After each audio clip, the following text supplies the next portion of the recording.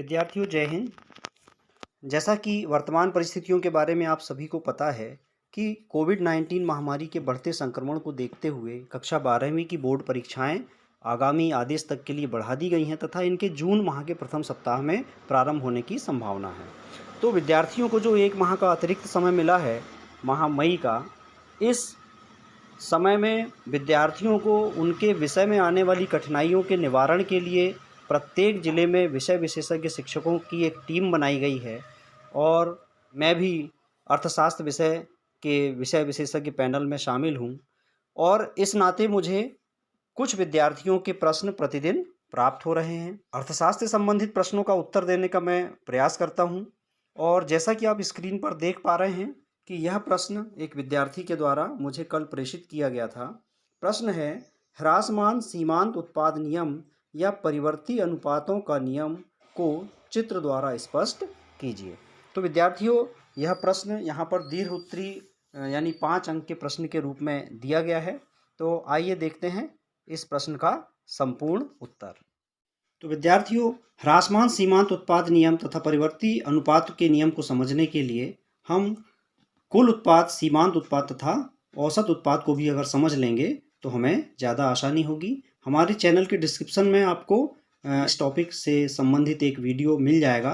पहले अगर आप इस वीडियो को देख लेंगे तो आपको इस परिवर्ती अनुपातों के नियम को समझने में ज़्यादा आसानी होगी।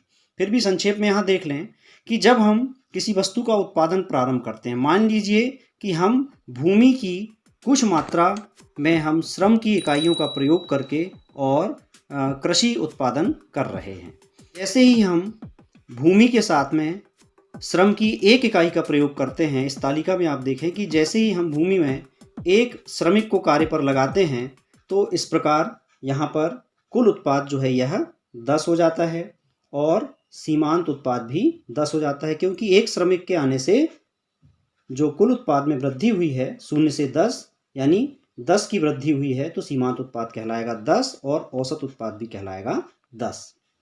जैसे ही हम श्रम की दूसरी इकाई को काम पर लगाते हैं, कुल उत्पाद बढ़कर हो जाता है 24, अर्थात यहाँ पर श्रम की दूसरी इकाई के आने से सीमांत उत्पाद में 14 की वृद्धि हो गई। इसी तरह जब आप श्रम की जो तीसरी इकाई है इसको काम पर लगाते हैं तो कुल उत्पाद हो जाता है 40, अर्थात यहाँ पर कुल उत्पाद में वृद्धि हुई है 16 की, यानी सीमांत उत्पादन कहलाएगा 16 तथा औसत उत्पादन 13.33, यानी कुल उत्पादन में आप श्रम की इकाइयों का भाग दे देंगे तो आपको औसत उत्पाद मिल जाता है। अब आप श्रम की चौथी इकाई को यहाँ पर काम पर लगाते हैं तो कुल उत्पाद हो जाता है 50, यानी कुल उत्पादन में 10 की वृद्धि हुई है, अर्थात सीमांत उत्पादन हो गया 10। श्रम की 5वीं इकाई के साथ कुल उत्पादन 56 हो जाता है, यानी कुल उत्पादन में 6 की वृद्धि होती है, अर्थात सीमांत उत्पादन हो गया 6। और श्रम की 6वीं इकाई के साथ कुल उत्पाद 57 हो गया, अर्थात कुल उत्पादन में केवल 1 की वृद्धि हुई, यानी 6वीं इकाई के आने से जो सीमांत उत्पादन है वह 1 है और औसत उत्पादन है 9.50, यानी 57 में हम 6 से भाग करेंगे तो 9.50 ये औसत उत्पादन। तो विद्यार्थियों, यहाँ पर आप एक बात देख रहे हैं कि जैसे जैसे हम एक कारक आगत को स्थिर रखते हैं, यहाँ पर आप देखिए कि हमने भूमि तथा श्रम 2 आगतों को लिया है। हम भूमि में श्रम की इकाइयों का प्रयोग करके और उत्पादन कर रहे हैं। तो जैसे हम पूंजी को स्थिर रख करके श्रम की मात्रा में वृद्धि करते जाते हैं, तो जैसे हम एक कारक आगत को स्थिर रखते हैं यानी भूमि को अर्थात पूंजी को, और दूसरे कारक यानी श्रम में निरंतर वृद्धि करते हैं तो कारक अनुपातों में परिवर्तन आ जाता है। कारक अनुपातों में परिवर्तन आ जाता है मतलब भूमि तथा श्रम का जो अनुपात है उसमें परिवर्तन आता है। प्रारंभ में जैसे जैसे हम परिवर्ती आगत की मात्रा में वृद्धि करते हैं अर्थात श्रम की इकाइयों में वृद्धि करते हैं तो कारक अनुपात उत्पादन के लिए अधिकाधिक उपयुक्त होता चला जाता है। मतलब भूमि के अनुपात में हमने पहले श्रम की कम इकाइयों को लगाया हुआ था, जैसे जैसे हम श्रम की इकाइयों को बढ़ाते जाएंगे तो श्रम तथा भूमि का जो अनुपात है वह अधिक उपयुक्त होता चला जाएगा तथा सीमांत उत्पाद में वृद्धि हो जाती है। यहाँ पर आप देख रहे हैं कि यह सीमांत उत्पाद में लगातार वृद्धि हो रही है। तालिका में आप देखें सीमांत उत्पाद 10, फिर 14, फिर 16, यानी श्रम की तीसरी इकाई तक आप देख रहे हैं कि सीमांत उत्पादन में वृद्धि हो रही है। जैसे ही चौथी इकाई को लाया जाता है सीमांत उत्पादन कम हो जाता है, यानी 16 से ये घटकर हो गया 10। तो श्रम की तीसरी इकाई तक यहाँ पर उत्पादन के जो दोनों साधन हैं अर्थात भूमि एवं श्रम के बीच अनुकूलतम संयोग होता है, जिससे कि सीमांत उत्पादन अधिकतम होता है। परंतु एक स्तर के पश्चात, यहाँ आप देखें, एक स्तर के पश्चात उत्पादन प्रक्रम परिवर्ती आगत के साथ अत्यंत अस्त व्यस्त हो जाता है। यानी भूमि के अनुपात में जब आप श्रम की अत्यधिक इकाइयों को लगा देंगे, यानी जो अनुकूलतम संयोग है वह भंग हो जाएगा, अस्त व्यस्त हो जाएगा, तो सीमांत उत्पाद लगातार कम होता चला जाता है। तालिका में भी आप देख रहे हैं कि श्रम की चौथी इकाई के साथ सीमांत उत्पाद घट करके 10 हो गया, पांचवी इकाई के साथ 6 हो गया और छठवीं इकाई के साथ 1 हो गया, यानी सीमांत उत्पादन में लगातार गिरावट आती जा रही है। तो यहाँ पर सीमांत उत्पाद लगातार कम होता चला जाता है।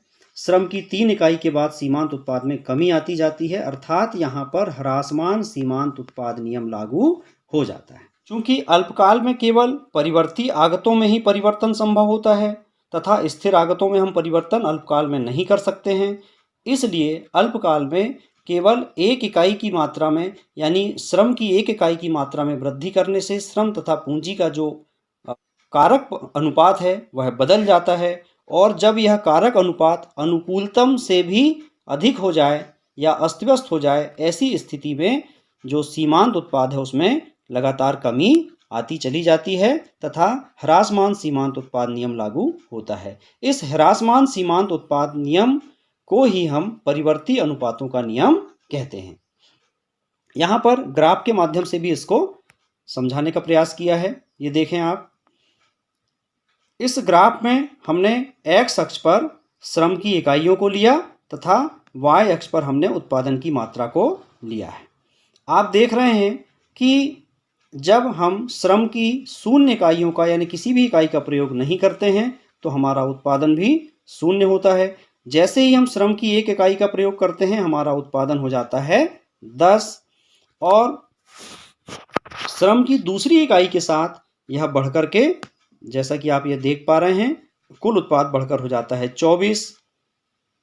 उसके बाद तीसरी इकाई के साथ ये बढ़कर के हो जाता है 40, चौथी इकाई के साथ बढ़कर के हो जाता है 50, पांचवी इकाई के साथ ये हो जाता है 56 तथा छठवीं इकाई के साथ हो जाता है 57।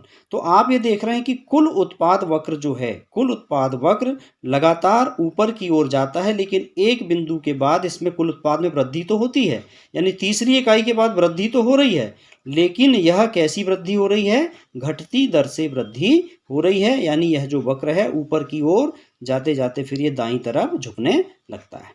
तो ये कुल उत्पाद वक्र है। इसी तरह आप देखें सीमांत उत्पाद वक्र, उत्पादन के प्रक्रम में जब आप श्रम की पहली इकाई का प्रयोग करते हो तो सीमांत उत्पाद 10 होता है, दूसरी इकाई के साथ ये हो जाता है 14, तीसरी इकाई के साथ ये हो जाता है 16, चौथी इकाई के साथ फिर घटकर 10, पांचवी इकाई के साथ घटकर 6 और छठवीं इकाई के साथ घटकर के 1।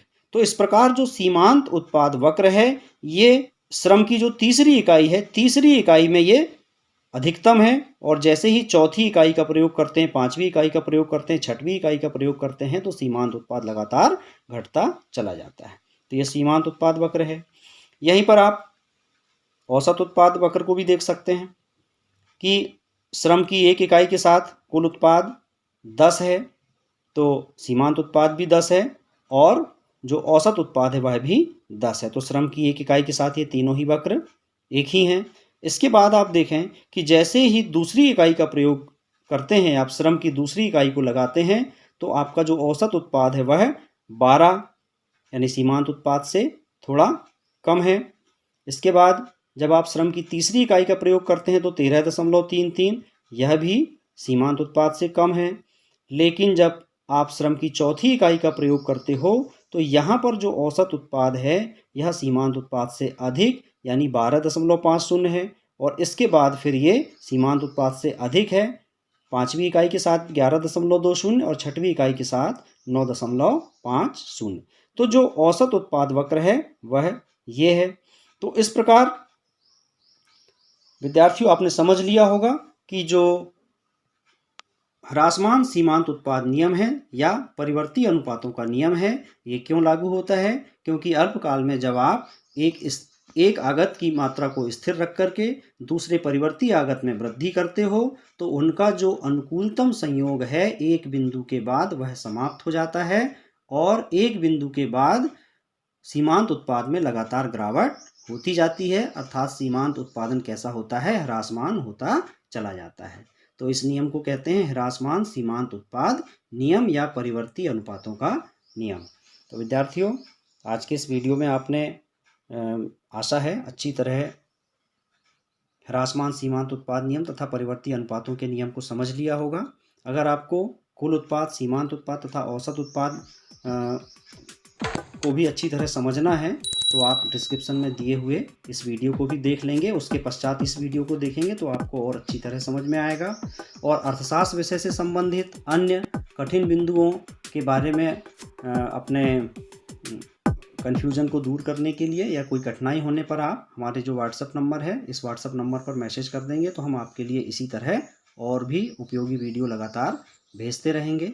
हमारे यूट्यूब चैनल के साथ बने रहिए, इसे सब्सक्राइब करिए तथा अपने साथियों के साथ इसे शेयर करिए।